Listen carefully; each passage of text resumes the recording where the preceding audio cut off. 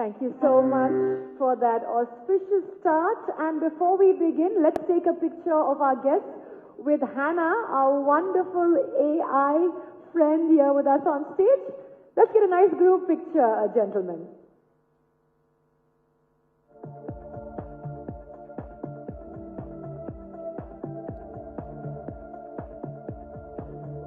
Can we have our other dignitaries please join us on stage? Can we have Mr. Enram please join us for the group photograph?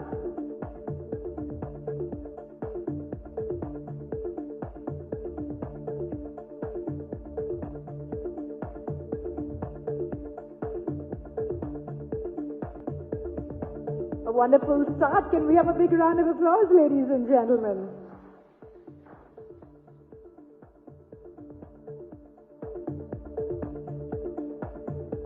Thank you so much.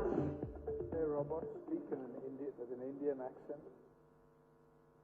She does speak in different accents, sir. So we can have her whip up a few other options as the day wears on. Gentlemen, can we have you please take your seats on the dais? Thank you. And don't worry, all of our guests will also get to meet her one-on-one during the course of the day.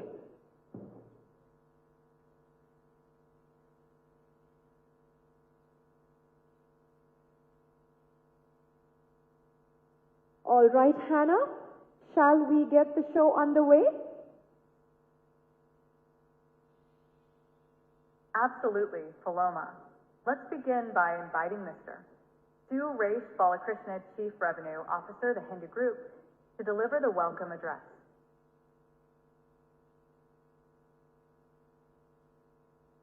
Hi, Suresh. How was your flight from Mumbai? Very comfortable. Thank you, Hannah. Very, very comfortable.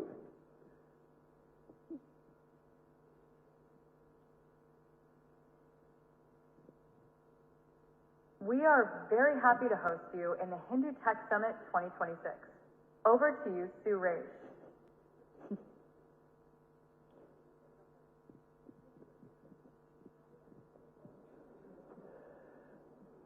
Hello. Yeah.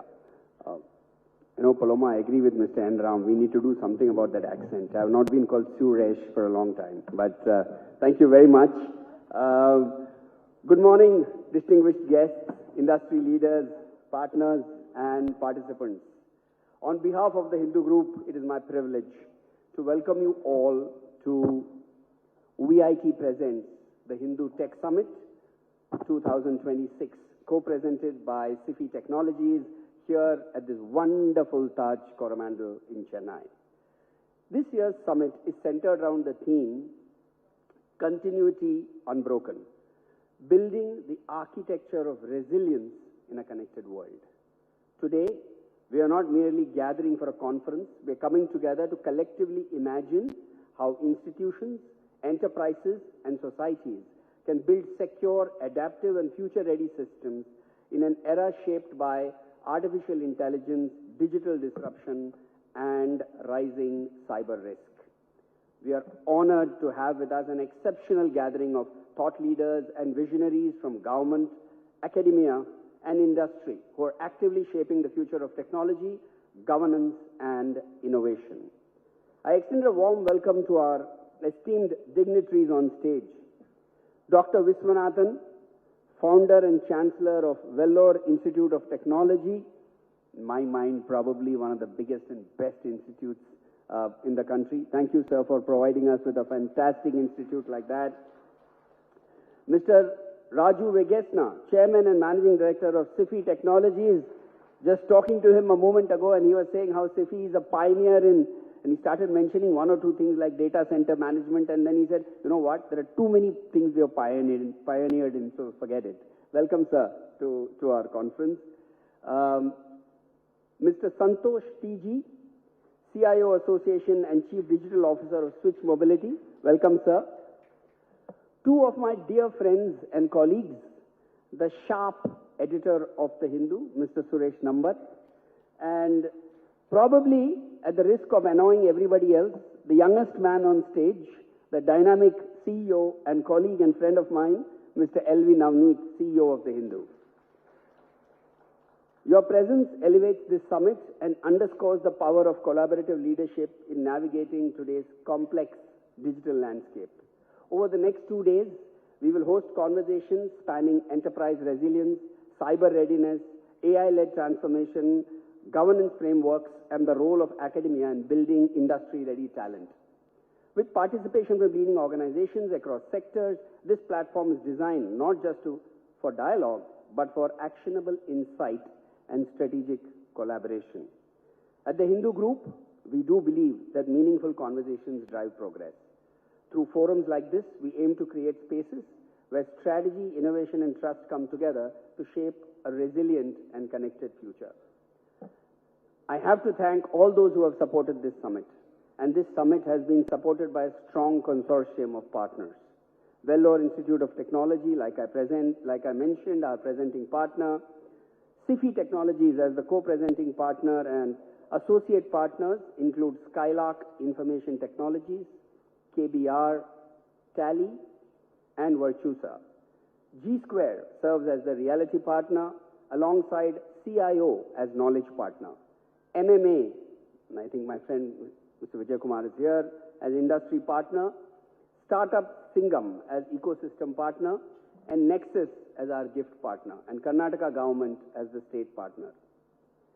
I don't know about you guys, but looking at the crowd, I'm sure all of you all are excited about the next 2 days. I'm super excited because technology is what is going to get us from here to there over the next few years. I'm excited to hear what everybody is saying. I hope all of you all will enjoy, listen, learn, and participate actively.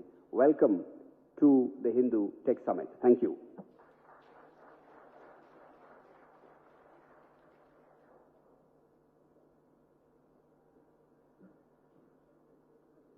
Thank you so much, sir.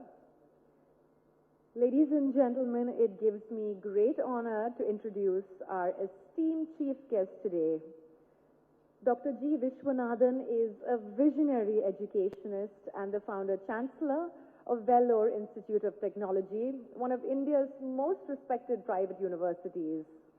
Born in a small village near Vellore, Tamil Nadu, he overcame humble beginnings to become an inspirational leader in higher education. After completing his degrees in economics and law, and even pursuing advanced management studies at the Harvard Business School, Dr. Vishwanathan devoted his life to empowering students and building institutions that nurture talent and innovation. Under his leadership, VIT has grown from a modest engineering college into a globally recognized university, attracting students from across India and all around the world. Please join me in welcoming Dr. G. Vishwanathan. Can we have a big round of applause, ladies and gentlemen?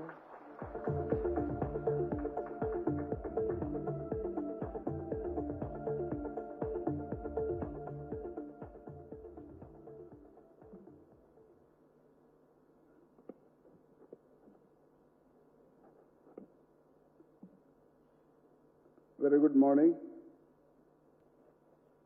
The Technology Summit, Tech Summit 2026 is organized by Hindu. I would like to thank all those who are responsible for this, Mr. N. Ram, and our co-sponsor, guest of honor, Mr. Raju Sena from SIFI, Chairman and Managing Director, Mr. Venugopal, Mr. Ramesh Rangarajan, Mr. Rohit Ramesh, Mr. Navaneet, Mr. Suresh Nambat, Mr. Ramya Kannan, Mr. Suresh Balakrishna, Mr. Sundaresan, other CEOs and dignitaries, ladies and gentlemen, very good morning to you.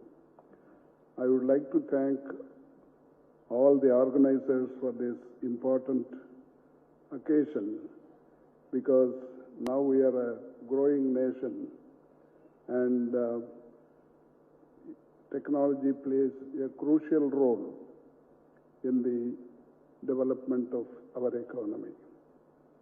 It means that education is the most important thing for the development of economic development of any country, And that is why I think they have invited VIT, because now we are 41 years old as an institution. We began in 1984 as a small college. In fact, it was the pressure of MGR which I started. I requested him to start a government college in Vellore. At that time, there were no private colleges in the state of Tamil Nadu. And he said, I don't have money in the government. If you are interested in Vellore, you start one, I will give you permission. And this was one among the 8 colleges sanctioned by MGR in 1984 with 180 students. Now we have 4 campuses, Vellore, Chennai, Amaravati, Andhra Pradesh, and Bhopal, and now Bangalore is coming up. We have now 100,000 students, 1 lakh students in all the 4 campuses from all the states of India and also from about 75 countries.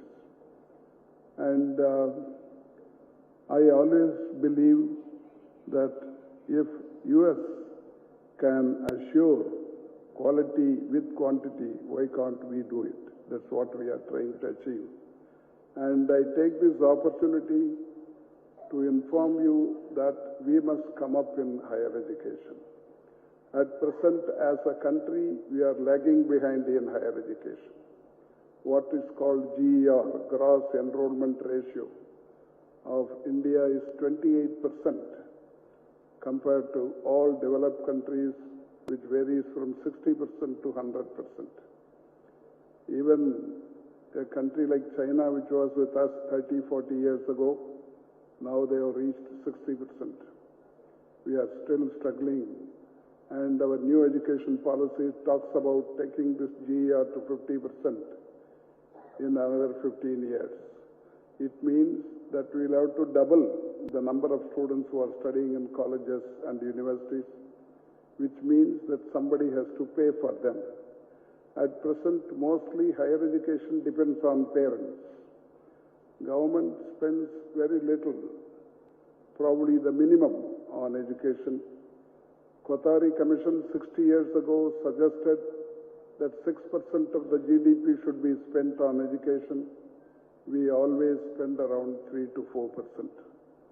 I think time now that we realize the importance of education, because without a strong foundation in education, we can never become a developed country. All of us are thinking of becoming a developed country. No doubt we are growing. But if we want the result of the growth to go to all people, then education is necessary. Otherwise, economy will grow and also inequality will grow. That's what is happening in the last 20 years in our country. This is one of the most unequal countries in the world, because among the population, about 120 crores are low-income group. Only 70 lakhs of them have declared that they belong to the upper-income group. And the number of billionaires are growing. No doubt the economy is growing, because now we are happy that we have become the 4th largest economy of the world, overtaking Japan. Last year, 24, we were in the 5th position. In 2025, we have overtaken Japan by a small margin and taken the 4th largest economy of the world, next only to US, China, Germany, and we have become 4th. We have overtaken Japan. But at the same time, Japan's per capita income is 12 times that of India. Our per capita income is $2,900. Theirs is $36,000. And now we are talking about overtaking Germany. Germany is in the 3rd place. Their GDP is $5 trillion. We are in $4 trillion, 4.2.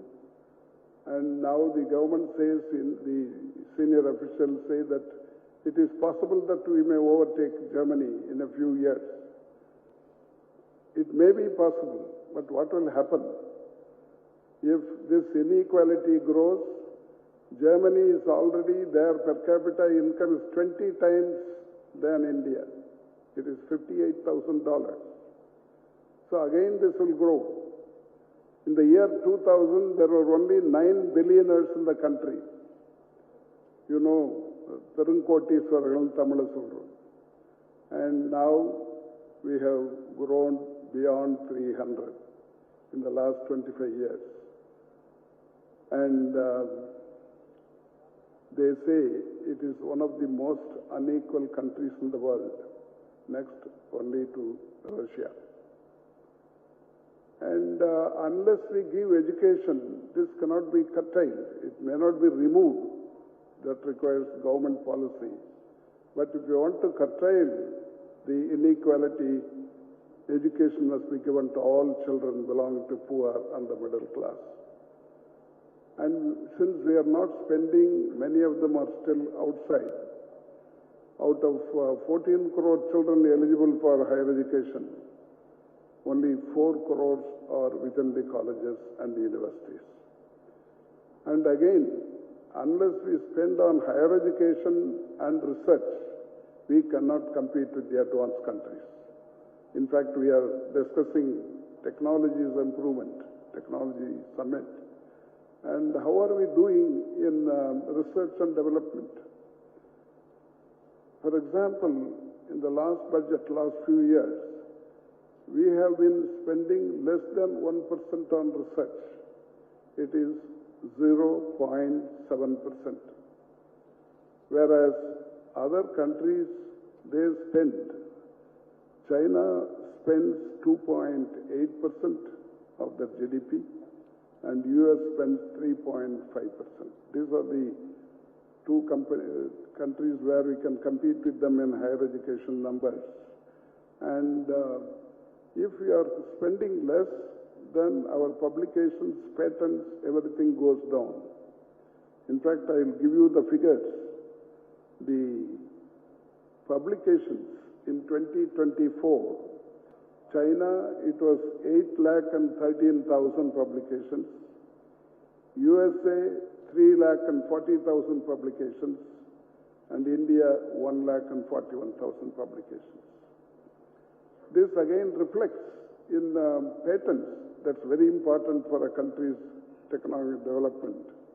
And in the year 2024, the patents granted by India for India was 64,900, whereas USA it is 6 lakhs. 6 lakhs patents were given to US and 64,000 was given to us. And China is still overtaking Japan, the US. They have got 10 lakhs and 44,000 patents. We must think of what is happening in the world and where we are and where we have to go. I request all the governments, because education is the concurrent list to the Constitution of India. So both the union government as well as state governments have to take care of education. In fact, when it was amended in 1976, I was one of those who voted for it. Originally, education was in the state list.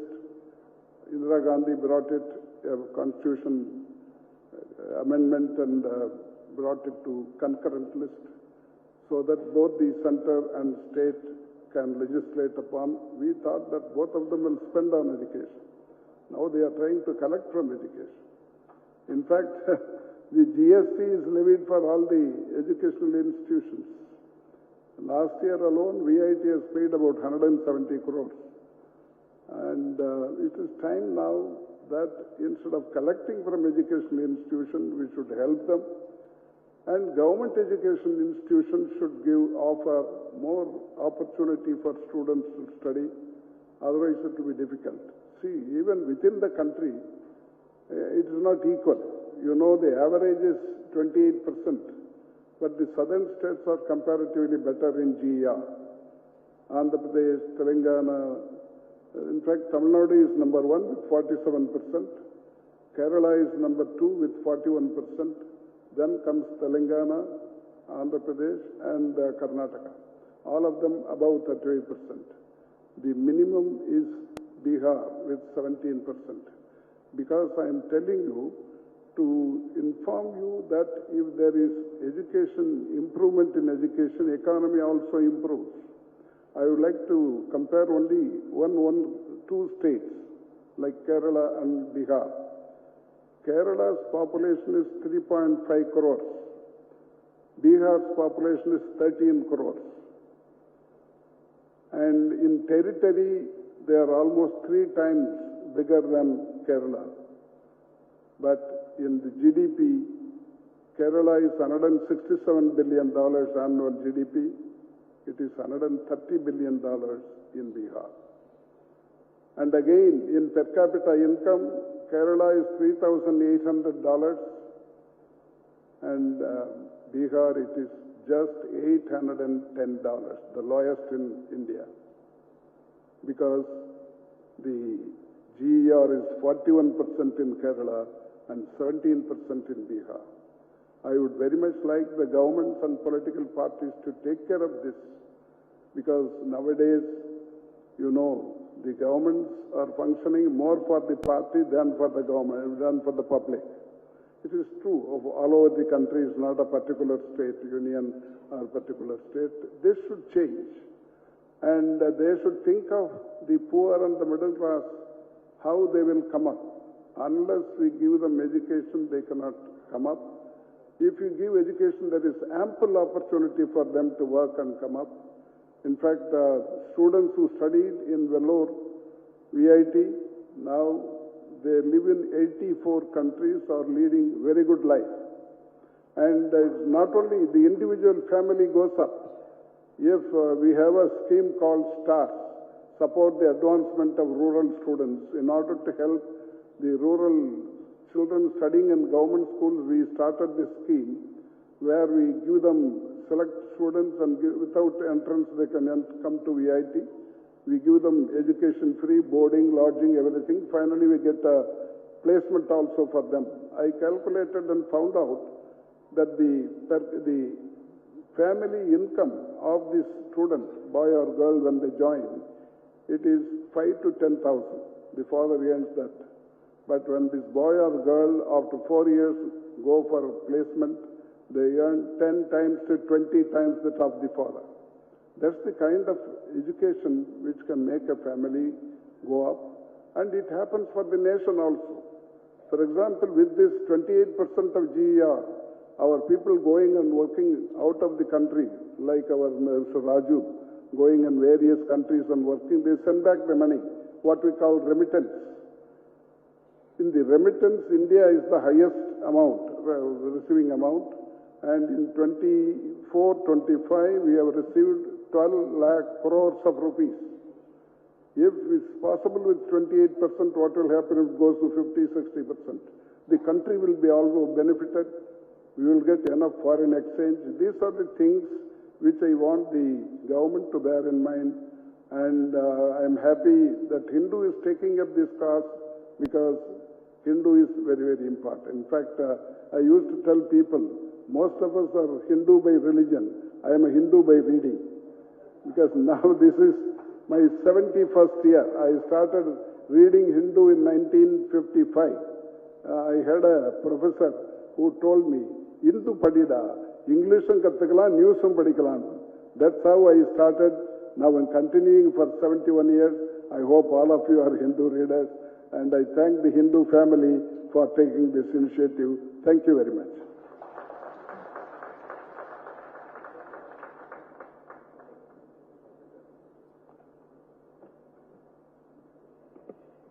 Thank you so much, sir. We're honored that you could join us today. May I now request Mr. Suresh Balakrishnan, CRO of the Hindu Group, and Mr. Suresh Nambat, editor of the Hindu, to present our chief guest with a special memento and a special publication by the Hindu, The Art of India book, to our chief guest.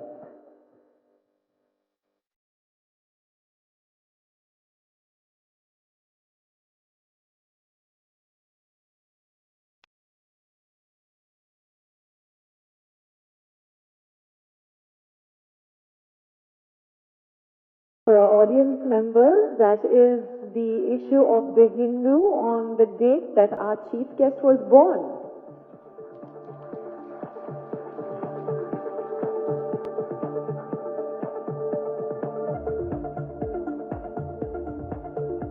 Thank you so much. Thank you.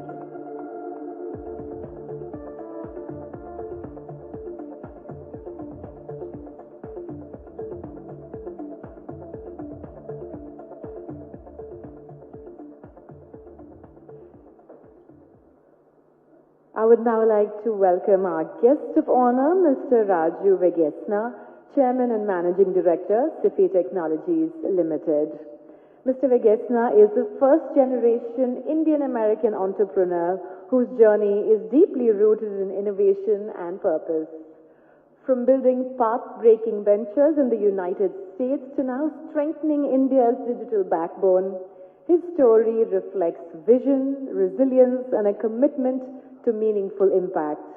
A firm believer that technology must save people, he champions solutions that empower governments, enterprises, and communities to build a more inclusive, sustainable, and digitally connected society. Can we give him a round of applause, sir? We request you to please address the gathering.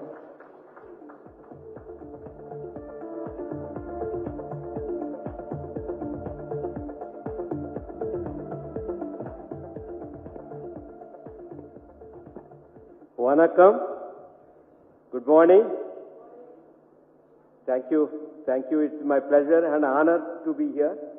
And first, I want to thank for all the dignitaries and the Hindu management to be co-partner in this event, the tech event. And again, being Chennai, even though I'm not from Tamil Nadu, but I'm very close Andhra Pradesh. But I'm like South, being again starting the technology event happening in Delhi next week. Yeah, I think we started before that. That gives a pleasure to get going, and it's going to be an honor and get started. So I want to give you my 2 cents of technology, and I've seen 4 generations of the technology evolution. Living in US for last 40 plus years. And I've seen the semiconductor transformation. I have seen internet, and I have seen social network. Now I'm seeing the AI transformation. So looking at all these things, and I built the companies for each transformation. I started as a semiconductor chip designer. That is the way I started my career. I started my first startup. Then I was designing chips for internet. Then I was designing the chips for the social media, social network. Now I'm doing AI. So for me, it's not a dull moment in my life. Continuously evolving with the technology. That's what I was telling my friends. Never bet against technology. Technology always is going to win, and we need to look at how we use the technology positively. Like Dr. Viswanathan mentioned, schools, how our education system benefited, like me, I studied Bangalore University, graduated from electronics, then I left to US, and the kind of education system India gives, and it is my privilege to, share some of my, education background, and the fundamentals gave it to me, Indian education system. I think it's still strong, and as Dr. Viswanathan mentioned, higher education, we need to catch up. I think we are going to catch up. I'm not worried about, we are following US or China. So India is always India, and it's going to have unique ways to address the market, address the transformation. We may take, more time to catch up, but I think we will catch up. Fundamentally, we are a different kind of federated government. Still, I thank Britishers, how they combined India. That is one of the great things, what is Britishers did for us. Otherwise, we would have been a small countries like in Africa fighting each other, So I think that's one great thing, what is Britishers did, and taught us English. So the way I look at AI, for me, people ask me, how is the AI? AI is not a disruptive. AI is an evolution. See, the way how the God created a man and how we evolved. So this is also a next step how we are going to evolve. So the way how internet enabled us to reach more places, to share the knowledge, all the benefits we are getting the internet, we are going to get the benefits with AI. So there is a story, you are before AI, internet, there is an after internet. Now it's going to be before AI or after AI. So that is the way I look at it, how the technology is going to evolve. I will give a simple example. I start with everybody's mind, how the AI. AI is nothing but giving a bicycle rider a motorcycle. So one is it gets you faster and it gives you more places to reach. Otherwise, for example, how is our Sugi or the Zomato can be distributed without a motorcycle. So that is it's giving you, but at the same time, you have to adopt this technology with caution. That's what it is. So it is nothing to worry. I think it is going to be more productive for all of us. And how do we use this technology? So to make this technology, what is we look at it, how is happening, looking at Silicon Valley, there are only, forget about the countries, there are only 7-8 companies can invest in AI training because you need to have a lot of cash. And then there are few companies in China are investing. Now, I look at that as a phase 1. Now the phase 2, how do we adopt this AI into enterprises' benefit? That is where the India is going to play the game. The way I look at it is like my friend DG Yatra, how it's created. You look at our financials, how useful these use cases using the AI, how you can be adapted and intelligently use these technologies. That's the way I look at AI. We are now AI enterprise for India. Now it's a game for India. It's not just, not phase 1. This is the where I see the India is going to take best advantage of AI. So as a CIFI, what we are doing, we are pioneered internet service provider. We are the first data center provider in India. So now we are first AI liquid cooled certified by NVIDIA in India. And out of the, one of the first 6 globally certified by India. So we build data centers in Chennai, Sirciri, Noida, and Rabalai. And across the city, across the major cities, we build the data centers.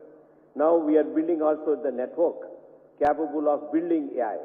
It's not anymore a mobile network capable of running AI workloads. Now we are building the cable landing stations, the kind of the data India to be exchanged between India and the rest of the world.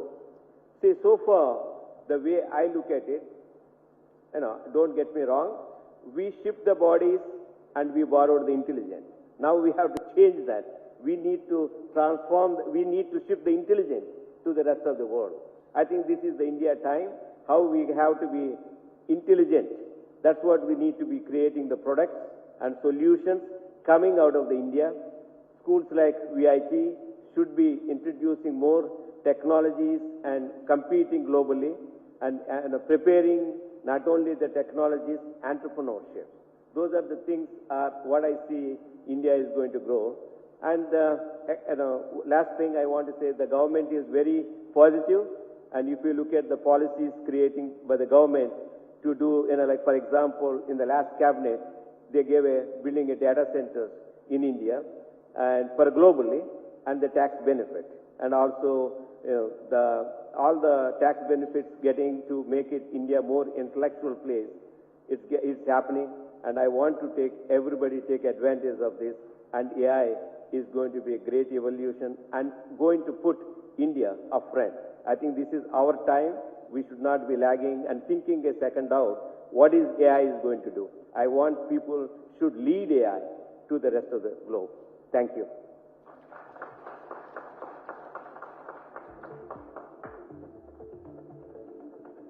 Thank you so much, sir. May I now request Mr. L.V. Navneet, Chief Executive Officer of the Hindu Group, to please present a special memento and our special publication by the Hindu, The Art of India book, to our guest of honor.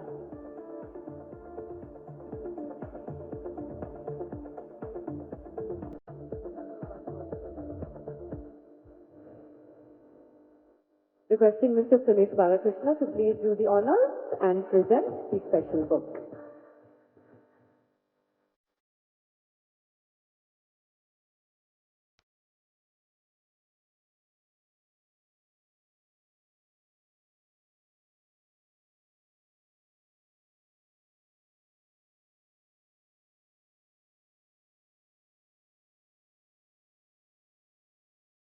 Can I also request Mr. Suresh Balakrishna, Chief Revenue Officer of the Hindu Group, to present a special memento and publication to our guest of honor, Santosh TG, CIO Association, and the Chief Digital Officer, Switch Mobility. Thank you so much, sir, for your valuable presence here today.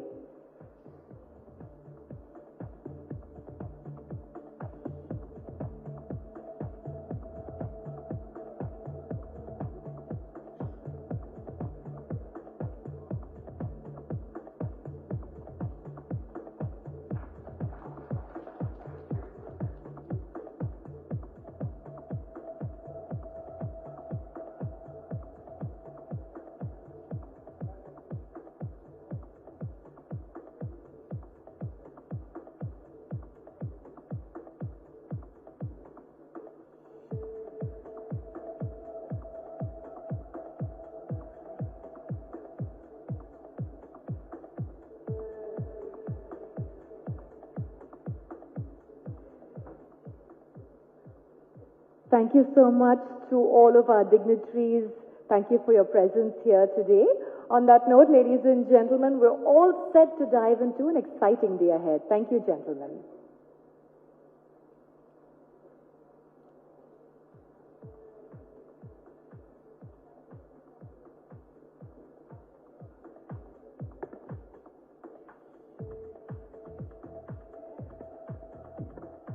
So, ladies and gentlemen, we look forward to a power-packed 2 days ahead. We will be having industry experts, we have panel discussions, and there will be a lot of sharing of ideas and insights. And of course, we're looking forward to audience participation as well. It's heartening to see a full room and so many enthusiastic and smiling faces. So we look forward to all of our sessions ahead. Just give us a few moments. As we set the stage, we'll be starting things off with a very, very interesting fireside chat, followed by several panel discussions as the day goes forward.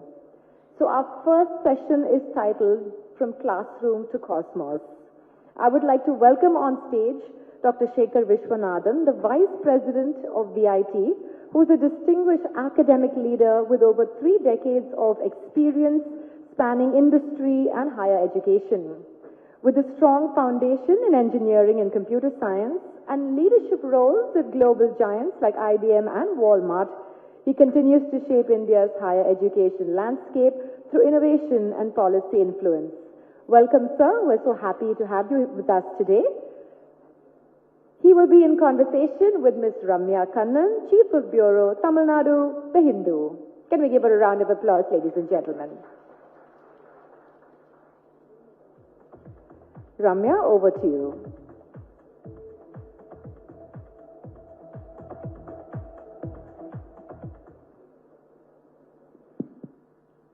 Hello? Yeah. So, a conference like this could not have come at a better time because it's becoming more and more obvious, more than ever before, that future economies will be pivoting on, or at least be largely driven by the digital sectors. So, in this context, it becomes very important to ensure that the demographic advantage that we have in terms of young people are channelized towards this sector to benefit the nation. So I think with that we'll dive right into the questions. Updating oneself from time to time is the key. Doctors do continuing medical education, and others upgrade themselves with PhDs or higher education. So technology is probably one sector that's constantly mutating, pretty much on a day-to-day basis. So as far as VIT goes, what would be a toolkit to ensure that the students keep up with the developments? Good morning, Ms. Ramya. It's a pleasure to be here. So, if you ask it as a toolkit, there's no one single thing which we do. For the students to keep abreast, we need the faculty to be up to date with the technology. And of course, it's more ever-changing than the medical education you referred to. So what we do is we have something called as TLC, Teaching Learning Center for Excellence, and Faculty Development Centers. They constantly conduct knowledge sessions. For example, recently we had sessions on agentic AI. The industry experts came and taught some of the junior faculty on agentic AI, whether it's quantum computing or quantum cryptography, AI in solar energy. So there are various topics which our TLC covers. Apart from that, we constantly encourage our faculty to attend the reputed national and international conferences, seminars, and workshops. We have a lot of sponsorships for the faculty to do that. We have a program called WIN, VIT International Program, where we sponsor our faculty to go and stay in some of the foreign universities. When I say foreign, I'm referring to some of the developed countries like US, UK, and get embedded in their system and gain knowledge. And we also do a lot of industry academia conclaves in the campus, where we invite the industries and we share our knowledge, both the industries and academia. That helps us to be abreast and sometimes be ahead of the industry also. So these are some of the techniques we follow. Right. So the one thing that is common today is, you can somehow find funding, you can find infrastructure, you can build infrastructure, you can get students. But faculty is something, I'm so glad you brought up faculty in the initial question, because hiring quality people who are up to date, who are capable of teaching is a special skill, as you know. So honestly, what are the troubles you face? Are there troubles you face in hiring good faculty members and also retaining them? Yeah, it's a $1 million question, I guess. So one of the biggest problems faced by education institutions like ours, where we look for the best of the faculty, is there's a huge shortage of well-qualified, great faculty. So we do multiple strategies. Of course, one is we build a good pipeline. So we have good PhD programs and postdoctoral fellowships in our own universities, where there is homegrown talent coming up. But apart from that, we go out of the way to attract best of the faculty, providing good competitive salary packages. And more than salary packages for intellectuals, it's a kind of work atmosphere you provide, kind of academic culture, kind of research culture you provide in an institution, which becomes important. For example, if I want to invite great faculty to come and join, I need to provide them with research facilities, research scholars, and time to do research, and seed grants. So these are all the factors which attract outstanding professor to come and join. Not just join, we need to retain them. So we need to have a great atmosphere. There is a collegial atmosphere where they can interact with each other, and they also need to feel that their colleagues are of similar intelligentsia, that level. So those are some of the factors we make sure the ecosystem is good for them to continue to work at VIT. So the way I understand it, you do, absorb your own students into the teaching program, is it? Yes, that also happens. Yes. So what we do is, we, after their PhD program, we actually want them to get some external experience also. We send them for postdoctoral fellowships for some of in the developed universities and absorb them. Or sometimes we absorb them and then send them abroad for such training programs. So that, quote unquote, there is no inbreeding. They want to have some external experience also. Right, that's very interesting. So moving on to another subject. Now the whole, we're moving into specializations and super specializations, from generative to agentic AI. What are the tech support related fields that you are looking at? Because there's a huge impact on agriculture, using AI or IoT in fields that are not only tech-based, right, outside of technology. So, at VIT, even though we are well known for engineering, we are offering, law program, agriculture program, architecture program, hotel management, etc. But since we have a very strong technology background, our other schools, non-engineering schools, also get the advantage of technology. For example, our law school students get to know more about cybersecurity law, the IPR, how to use AI in the law field. If you look at our agri school, they look at smart farming, using drone technology in agriculture and remote sensing, and even in other fields like architecture. So we make sure AI is used in every subject. So AI becomes the common denominator for everybody. So the concerned domain, you learn the expertise, and you also learn how to apply in that expertise area. So that's our mantra, to make sure technology is integrated into all the fields, not just in engineering. So you have a very robust interdisciplinary tech support program there. Yeah. So if you look at our curriculum, we originally started off with fully flexible credit system, what we call as FFCS, and then we upgraded to what we call as curriculum for applied learning. And now we have introduced adaptive curriculum for excellence. We call it ACE curriculum. What it means is that anybody can study anything else also. You join as a civil engineer, you get a minor with AI. Or you join as a mechanical engineer, you get a minor with marketing.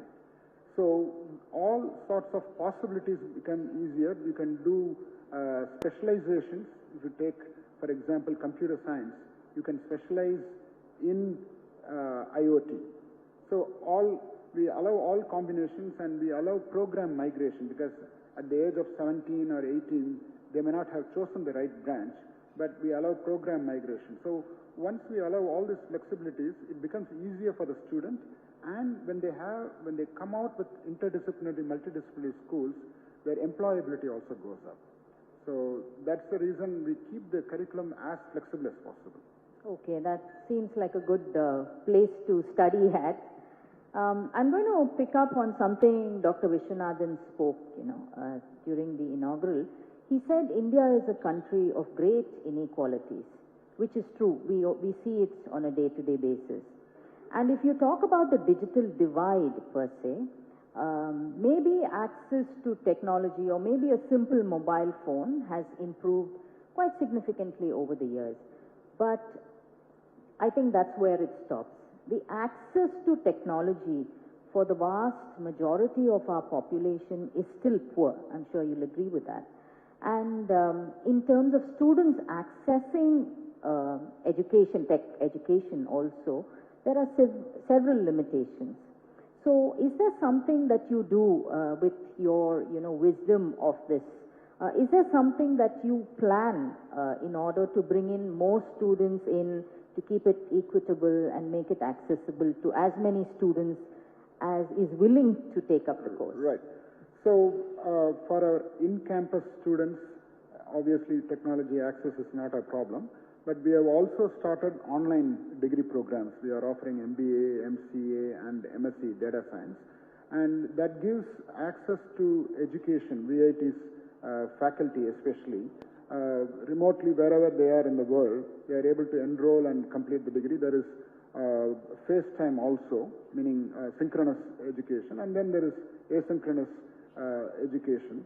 So in general, I feel that India has made a lot of progress in providing access because, for example, I appreciate many of the governments giving free laptops to students. It's a great boon to students who do not have access to equipment. And I also appreciate the Union government policy of reducing the cost of bandwidth. India is one of the least expensive sources for bandwidth. So, but there are still many remote areas where kids don't have access to the net. So I'm sure, especially with the satellite linking possibilities, government will make sure every village, every remote hills have access to the net and with some device. So I think it's more a government policy, but from VIT, we are using this online education and taking the step forward. Right. So the Tamil Nadu government does have this, it distributes free laptops to students, if I'm not mistaken, above the first year, second year plus. And of course, as you said, the internet charges are among the cheapest in the world. So yeah, these are all drivers. I think, governments also realize the significance of the digital economy. So while we talk about how governments are enabling us, there's also the question of regulatory hurdles. Whether it is at the central level or at the state level. Procedural hurdles and delays, red tapeism, and sometimes corruption also can derail the process, can delay the process that universities have to go through. Are there any measures that you would suggest to make this more accessible, to make this more free? I mean, keeping it within, a set of controls, of course, and to make sure it operates within the system. Are there suggestions you will give to open up higher education? So, I think, like our Chancellor pointed out, the first thing which the governments, both the state government and the union government needs to do is increase the funding for education. Make it up to 6% of GDP, as has been proclaimed in the NEP. So we are in the 3 to 4% range now. Maybe we cannot do it in 1 year, but every year the percentage needs to go up till we reach 6%. The main problem which many of the students face in the country is that they cannot afford higher education. And, private institutions can extend the subsidy only to a certain extent, but it becomes a burden on the rest of the students also. So, if more scholarships are being given by the government, I'm sure equity and access becomes better. I'll give you one example. I'm talking about the highest form of education, which is PhD fellowship. Government has, for example, PM Research Fellowship, PMRF. That doesn't reach any of the private institutions. The amount stops with the top government institutions and at least some government institutions. But whereas in VIT, we pay our own fellowship. In Vellore campus alone, we are paying fellowship of around 35 to 50,000 a month for 4,500 scholars. Imagine if government were to fund these scholars.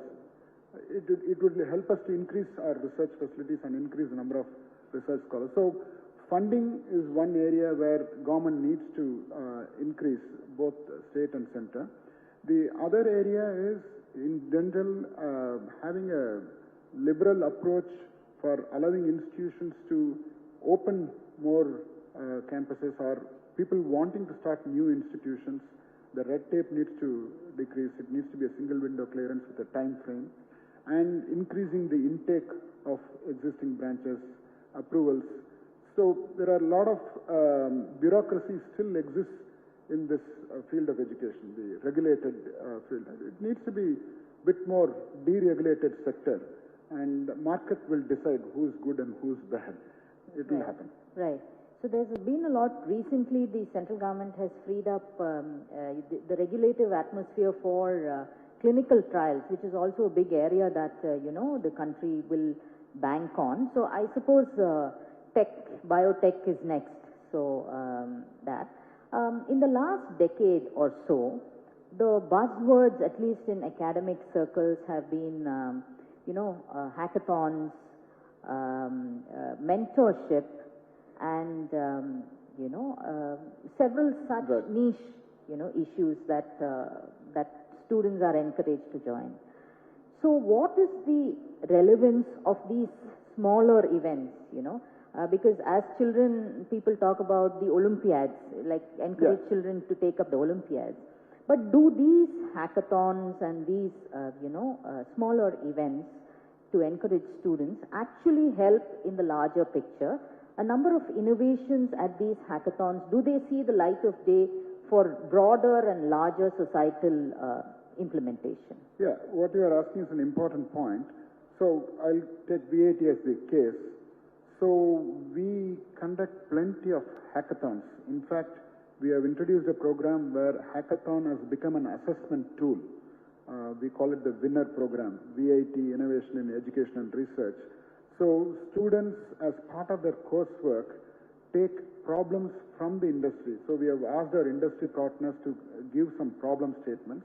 So they take it as a part of their curriculum and form teams and sit continuously for like 24 hours to 48 hours, sit and solve the problem. So this helps them, and that hackathon is being judged by industry partners. So they come and say, okay, this idea is the best, this is second best, third best, etc. So it creates a connectivity between industry and students, and you will notice that because of this, the entrepreneurship is growing. In VIT, we have a TBI, Technology Business Incubator, so we have produced hundreds of startups from VIT, which has employed thousands of people. So it has a butterfly effect, multiplier effect. It starts in the classroom, has a hackathon, the innovation continues.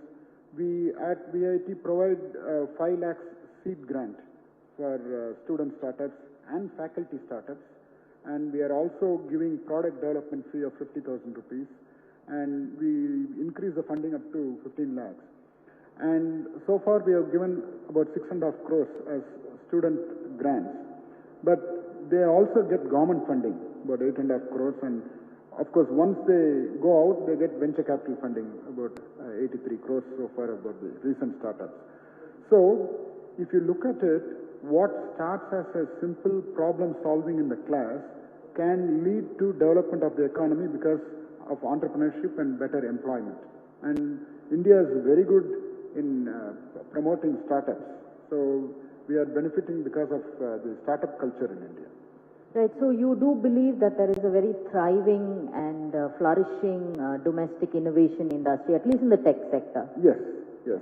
So I'll give a couple of examples.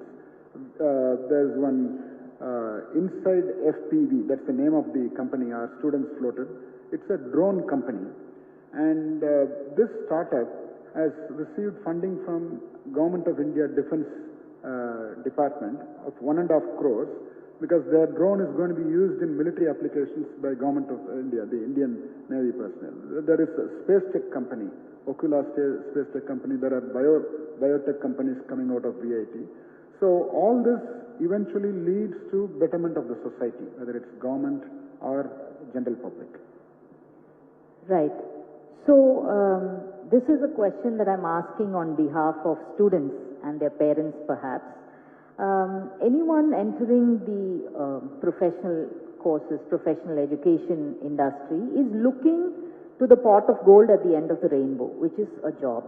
Will I be employable at the end of my 3 years, 4 years, 5 years, whatever it is? So have the job prospects improved over the years for students who pass out with technology degrees? whether it's AI or any of the older ECE sort of subjects? And do you see a tilt towards, at one point, computer science was the big thing. Everyone would do at least a diploma in computer science in order to make it.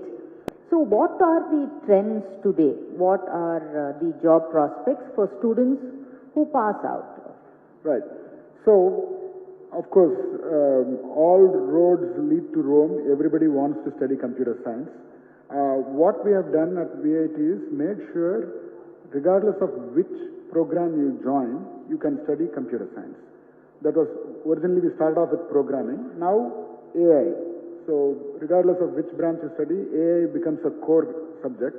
And coming to employability, so we are in close touch with industry. They are part of our advisory boards, academic council, and whenever we update the curriculum, we get feedback from them. So we give what they want. We don't impose what we produce. So this close connection with the industry helps the students get jobs. And these days, internship becomes the important part.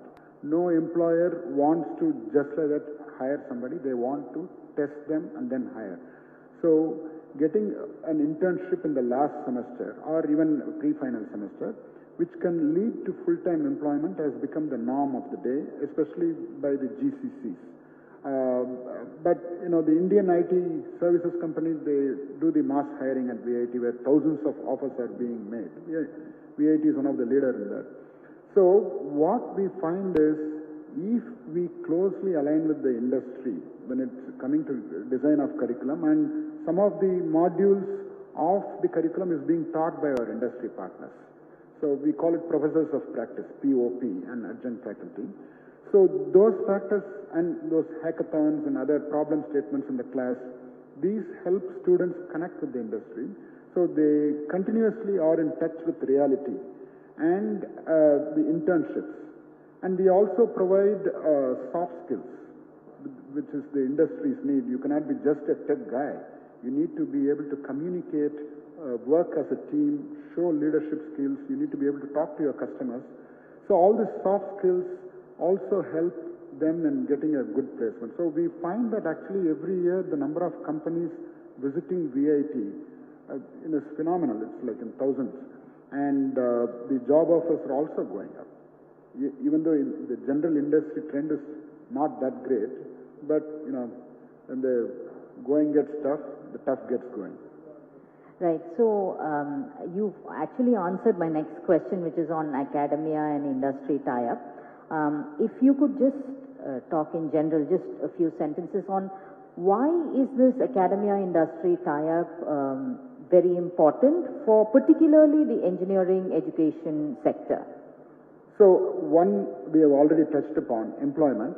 The other is, co-creation of technology.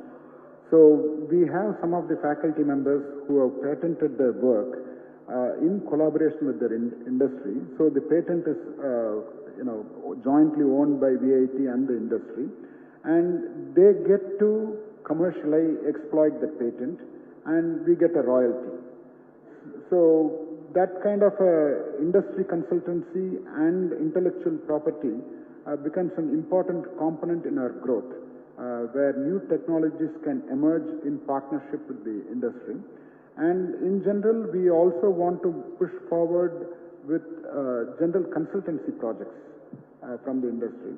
And we are also providing short-term certificate programs for industry personnel and degree programs also.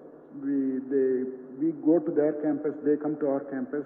So we are offering BTech, MTech, and PhD programs also for the industry personnel. So these are the different facets of the relationship between industry and VIT. Right, so that's quite comprehensive. So we started with mutability and how things change constantly, and so perhaps it would be appropriate for us to end with a similar sort of subject. Given how fast technology is evolving, is there something, one thing, or a couple of things that you will do to take VIT, or do you think that engineering institutions to take their institutions on the path towards the future, are there one or two innovations that you will doggedly pursue? I think the biggest innovation we have started pursuing is integrating AI into education. So what our ultimate goal is going to be is personalized learning. Right now, if you look at a class which is heterogeneous, there are some students who are fast and there are some students who are slow. We need to make sure the instruction or the class is available for each and everybody individually. So I think AI is going to play a big role in the personalized learning concept which we will introduce in VIT. We have already started working on it. We will be introducing personalized learning eventually. Right. I think our time's up. So thank you so much, Dr. Sekhar. It's always a pleasure speaking to you, and all the more so today. We've learned a lot about not only how VIT is approaching the future or the present, but also of a path forward for other similar education institutions. Thank you so much. Thank you. It was my pleasure.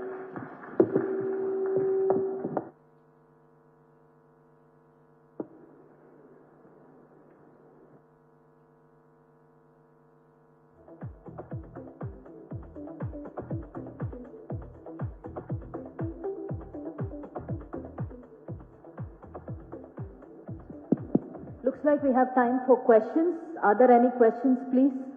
Mics to the gentleman in front. Good morning, and it was a good initiative from both the VIT, Hindu and all. I am Arun Kumar from Discover Talent. It's a startup company. As it is from classroom to cosmos, there is a statistics that the freshers getting jobs, switching jobs within a shorter period of time what the industry faces. What's the mechanism that is being adopted so that they don't switch jobs? Because I'm focusing on that particular area as a startup. Yeah, I think once they graduate and join, the key thing they are looking for is whether it is intellectually stimulating them. So I think the initial thing is the fit between the employer and the employee. What is the expectation of the employee when they join the organization, and whether we are able to fulfill that kind of a need. So I feel that I know it's not easy. If there is a challenging assignment to that student when they come and join, I'm sure they will stick on better, but it's not always possible to provide challenging assignments. So it's a matter of expectation management, I feel. Actually, we have a solution, because added to that, switching jobs alone is not the one particular aspect. The other aspect is the family happiness. The individual continues with the family, because we see a lot of diverse cases because of the work culture, all the stuff. Both can be addressed in one particular method what we have started up. That's what I want to express, and if VIT is interested, we can able to collaborate with that. Thank you. I think there's one back there.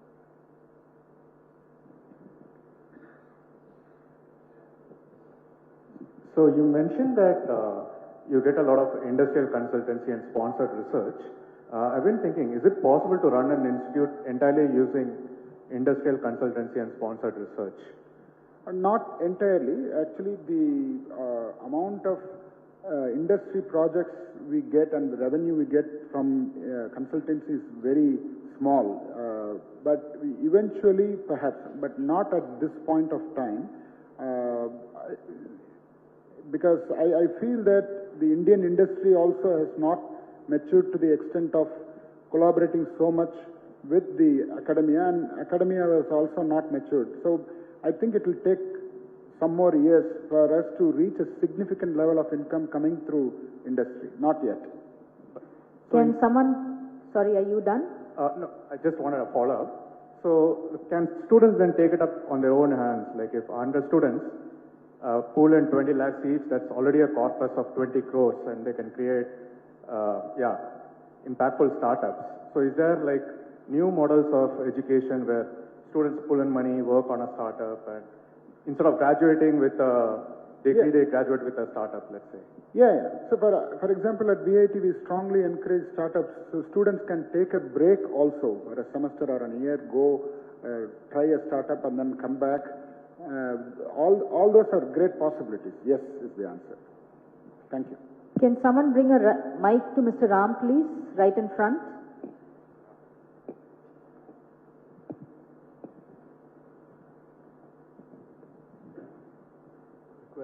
The question is about resilience, the dictionary meaning of which is the capacity to withstand and to recover from difficulties, crises, etc.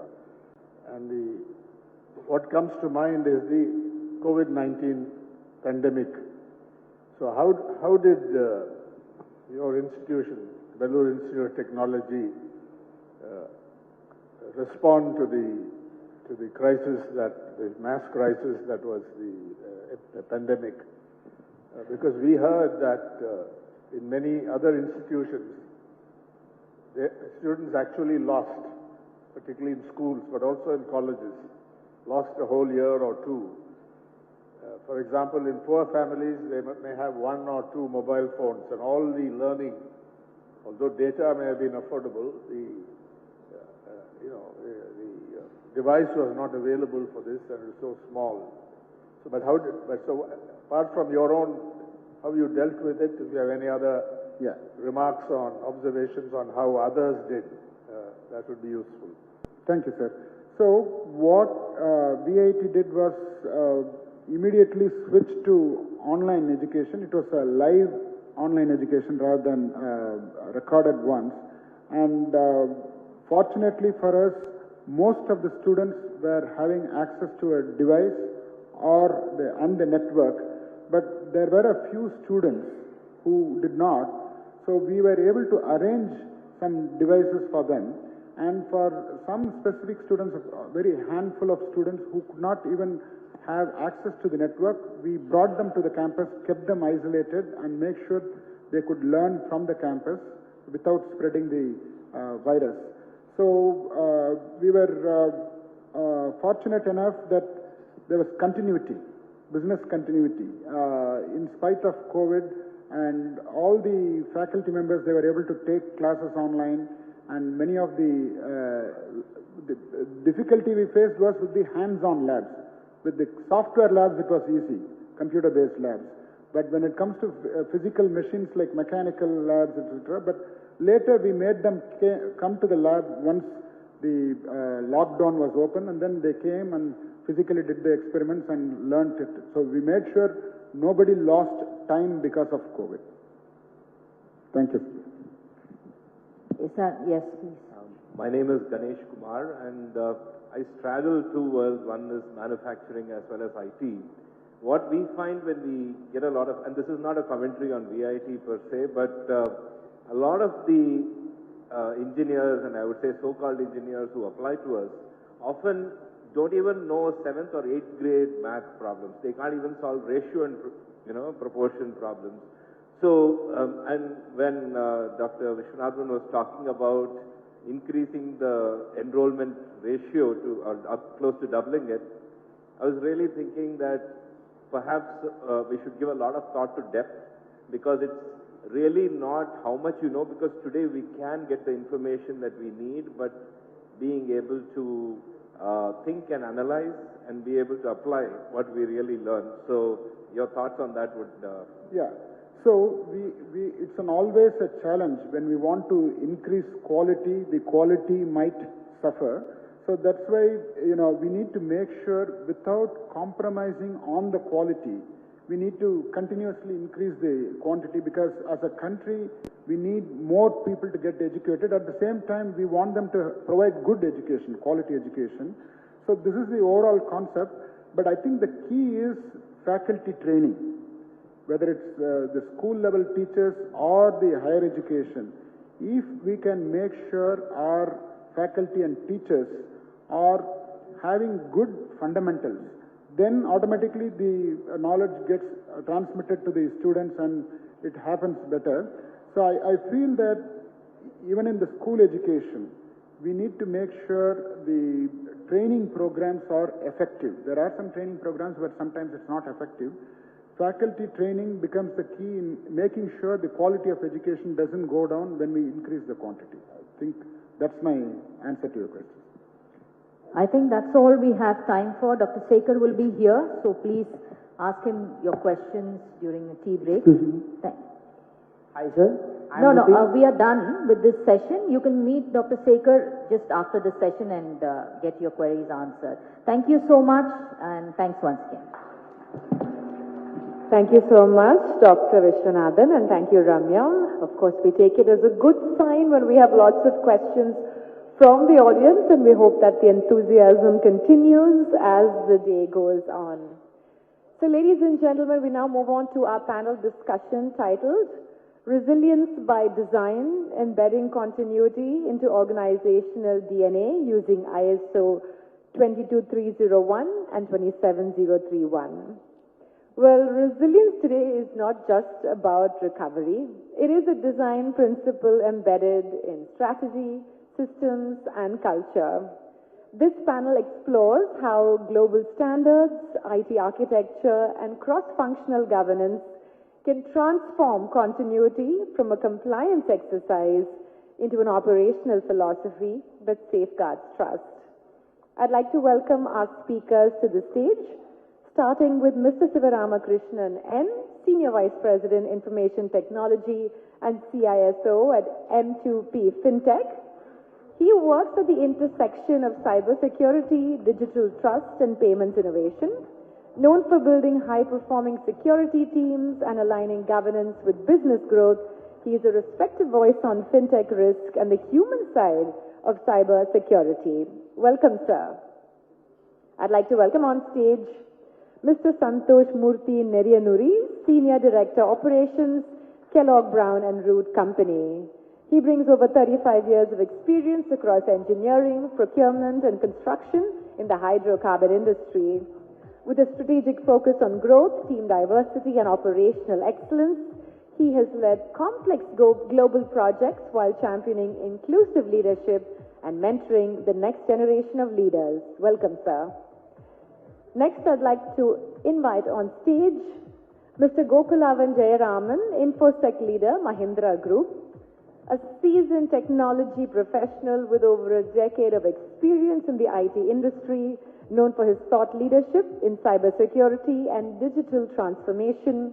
He drives impactful tech outcomes in dynamic, high-stakes environments. Welcome. And rounding out the panel is Mr. Sarvana Kumar R., Senior Director, Tech Risk Management, Sutherland. With over 20 years of experience in enterprise security engineering and operations, he specializes in building and scaling modern security programs across hybrid environments, aligning security strategies seamlessly with business and regulatory priorities. Welcome. They will be in conversation with Mr. Suresh Vijayaraghavan, who will be moderating this session, our Chief Technology Officer, The Hindu. Can we give him a big round of applause?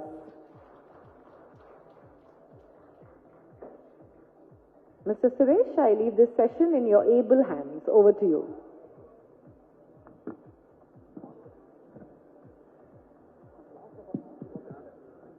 Very good morning to all of you. So when we talk about resilience today, the primary focus generally is on people and technology.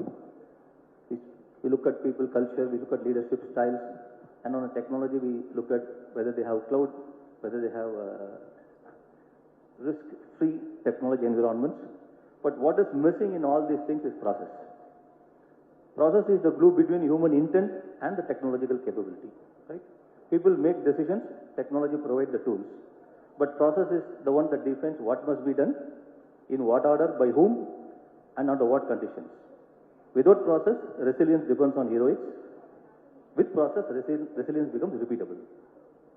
This is why this panel focuses on resilience by design.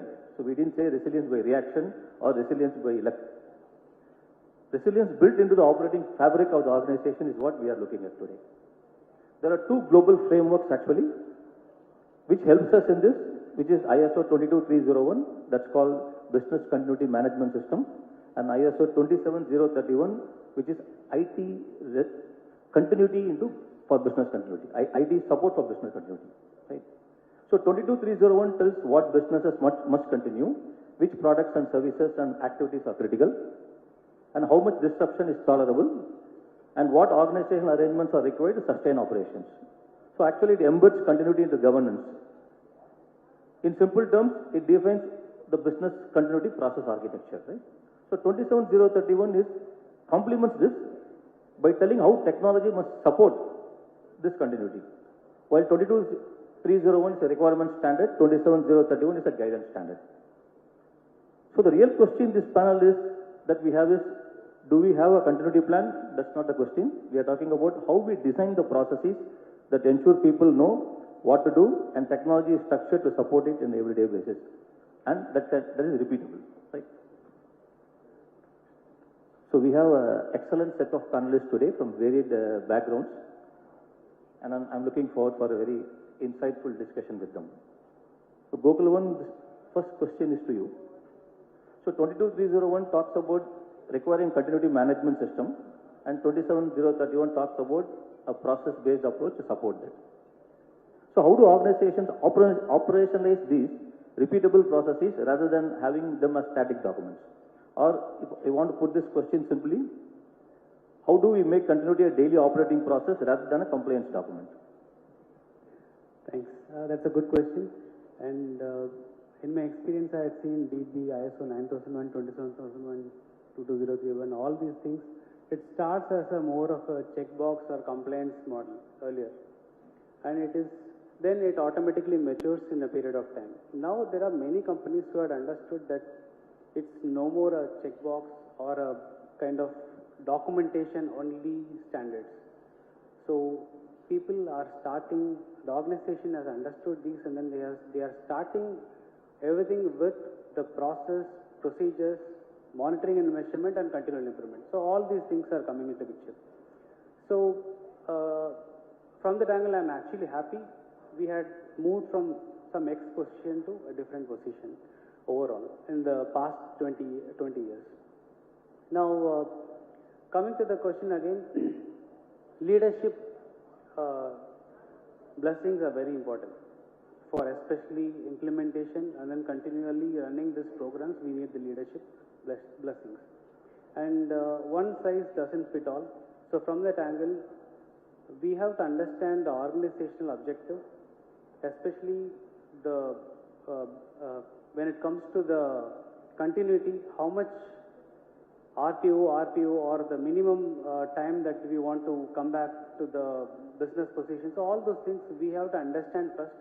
Accordingly, only all this process has to be made. So when I'm saying this, it's as simple as that when it comes to NBS or BFSI, those